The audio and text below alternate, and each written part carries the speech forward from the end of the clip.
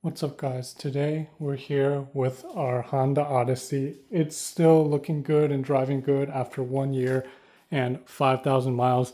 That means it now has about 178,000 miles on it. But today I've decided to do a small upgrade, and that is installing the VCM Tuner II. So Honda from the factory has equipped Odysseys and Pilots with the VCM system.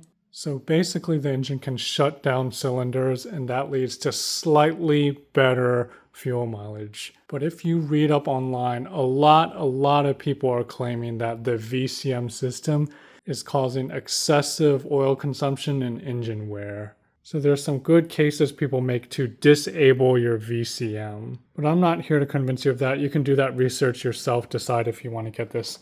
I went ahead and purchased this myself. It's the VCM Tuner II. It's supposed to be the best and easiest tool out there to disable the VCM. And they have a pretty thorough video on how to install this. But it's not on a 2014 Odyssey. So today I'm just going to show you guys exactly how to install this on the 2014 Odyssey. It should apply to the 2011 to 2017 as well. So let's get right into it. So there's 3 things you need to look for to install your VCM Tuner II. The first thing is the bolt, this bolt at the top of the battery bracket, and this is where you'll mount the VCM tuner. The second thing is the ECT valve, and on the 2014 Honda Odyssey, it is right there. Basically, it should be connected to this thing where your upper radiator hose connects to.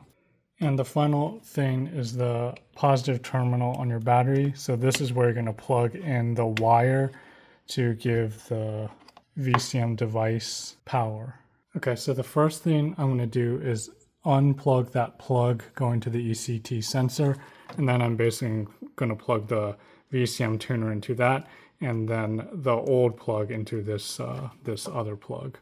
In the video from VCM Tuner, they remove the engine cover, but on the 2014 Odyssey, I can actually reach this without taking off the engine cover. Okay, so to unplug it, there is a clip. The clip is facing you if you're coming at it from this angle. So it shouldn't be too hard to get it, and make sure you pinch that top part of that clip. If you pinch too far down, it's not going to come out. But there we go, we got it. So pinch right here, the top part of that clip where my thumb is. Now the other thing we'll need to do is plug this into the positive battery terminal. And on VCM Tuner's video, they did not have this thing blocking the positive battery terminal. You might be able to get this in, but I'm going to go ahead and take this off. To do that, I'll get a flathead screwdriver and undo these 2 push pins.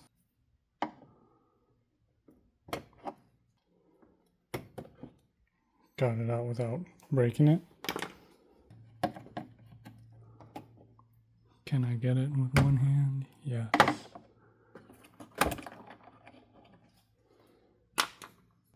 All right, and then so this should simply pull out. I think I'll need to wiggle it a little bit.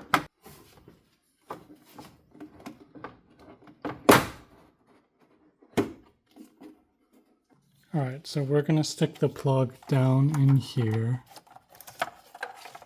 so that it can plug in over here. But this part, this main part right here,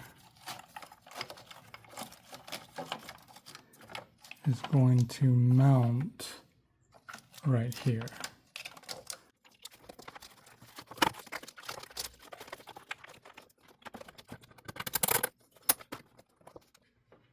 All right, it's pretty snug in there, but I'm pretty sure it's good.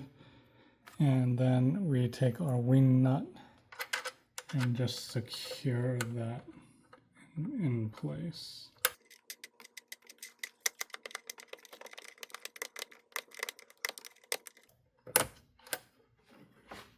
All right, now here with the plugs, here's the old one. We're gonna plug it into this one. And I think there should only be one way these things all go in, so I don't think there's a way to mess this up. And then this one's gonna go down there.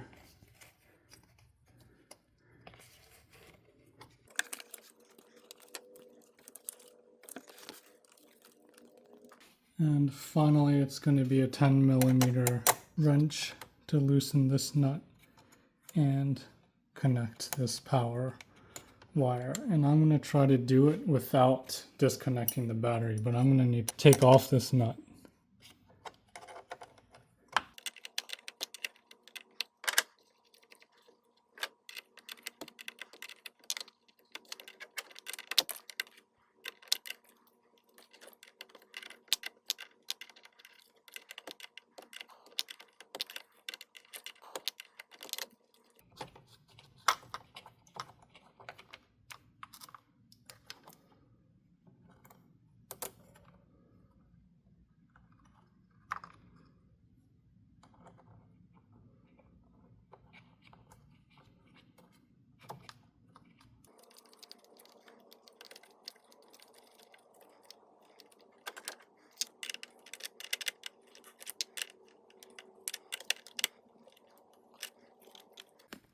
Alright, so here's how it looks. Because I had to connect it directly there, it interferes slightly with this cover, but hopefully that's not a big deal. Now I'll reattach the air intake. Okay, I left out one thing, and that is they've provided this Velcro strap, and all they recommend doing is wrapping this around the factory connector. So I'm just going to wrap it around this. I don't know if this is totally necessary, but this is what they've done.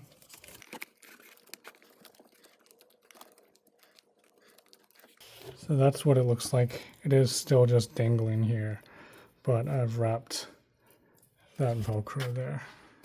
All right, finally, I'm going to go on a test drive and I'll show you guys what to look out for to make sure that this is working. But if you're interested in the VCM tuner, you might be interested in a repair manual for the Honda Odyssey from eManual Online. So here's a preview of the manual for the 3rd generation Honda Odyssey. It's over 6,000 pages and it really covers everything you'd want. So we have torque specs for every bolt.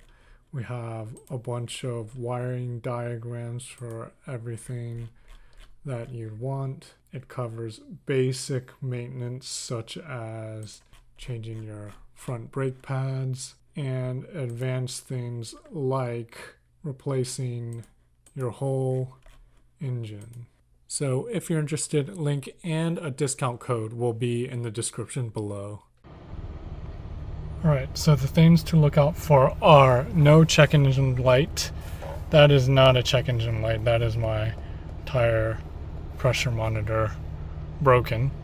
And secondly, when you're going slow speeds or coasting, you no longer see the green eco light on. So that would previously be on here. And that's it.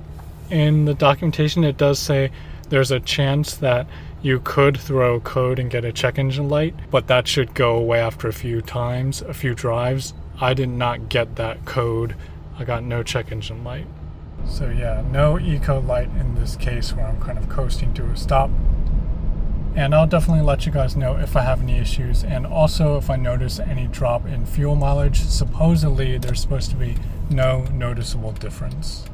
Alright, that's it. Hope this video helped you. If it did, give it a thumbs up and I'll see you in the next video.